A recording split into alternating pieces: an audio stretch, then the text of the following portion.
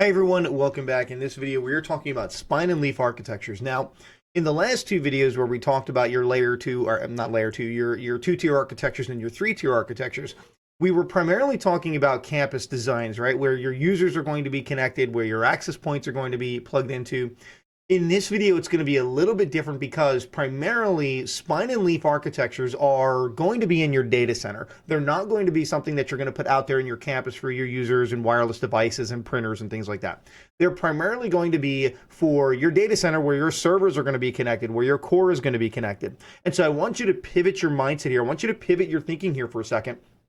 Because when we talk about your three-tier architecture in the data center, what you're going to do is you're going to swap out where your users would normally be connected, and you're going to essentially think about servers being connected here. So think about what you have going on in your data center. You have a server that's connected. That server may have, again, dual NICs. Remember, we were talking about what servers do in that particular video. So you may have two network cards. So we'll say N1 and N2. These are for redundancy because if one switch goes away, you want to be able to have connectivity back to that web server or back to that, domain controller for Active Directory, DNS, DHCP, all those services that are required for your business.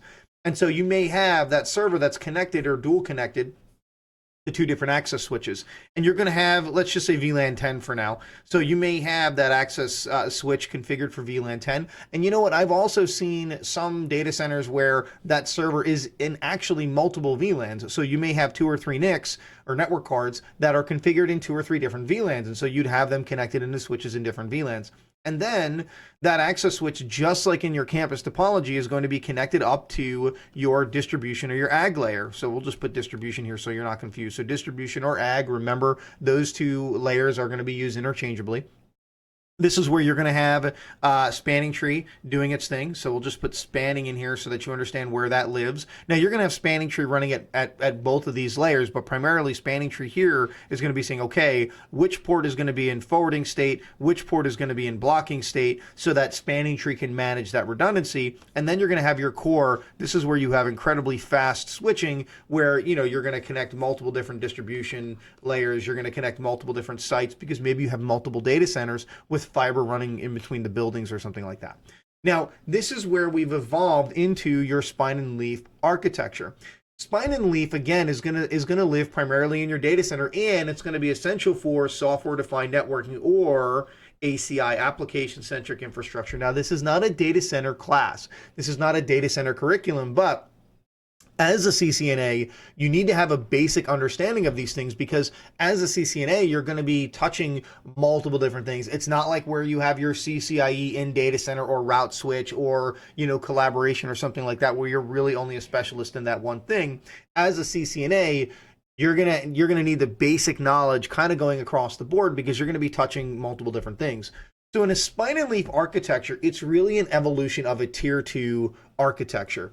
Each leaf is going to be connected to a spine. The spine essentially takes the place of the core. So if you think about this for a second, if you think about your 2-tier architecture, your collapsed core, your aggregation and your core really became one layer. So you could think about this as erasing your distribution layer and just having a single core where your access layer was plugged directly into the core. It's kind of the same thing.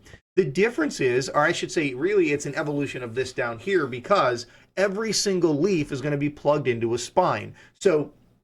So that's how we improve proficiency. That's how we allow this to scale. That's how we improve redundancy because each leaf is going to have a connection into each and every single spine. And so the way that this works is if I have a server down here, so we'll just say S1 for server 1, and then I have another server over here. By the way, I'm left-handed, so as I start writing across the screen, it kind of goes on a tilt. But so as we have these two different servers here that need to connect to each other, they're on two different what would have been configured access layer switches. So as we're connected to that leaf and that server needs to communicate with server 2, it's going to send that traffic up to this spine and it's going to send it directly back down to that particular leaf.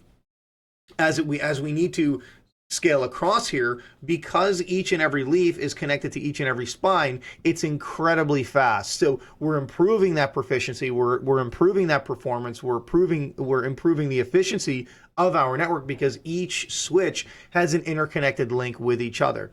And this is also very easy to scale out. So what I mean by that is as we need to add more leafs, All we do is we go and we connect each one to each spine. We don't need any crazy fancy routing. We don't need any crazy fancy configuration. We can just plug these guys into each other, and we can scale this out. The same thing goes for the spines. As we grow our network and we need more spines, we just add more spines. So it's very, very easy for us to be able to connect these things together and be able to have a very fast, proficient, low latency network. It easily scales out. It's a very, very simple design. But again, make sure that you don't confuse the fact that this is going to be primarily a data center design in your spine and leaf architectures.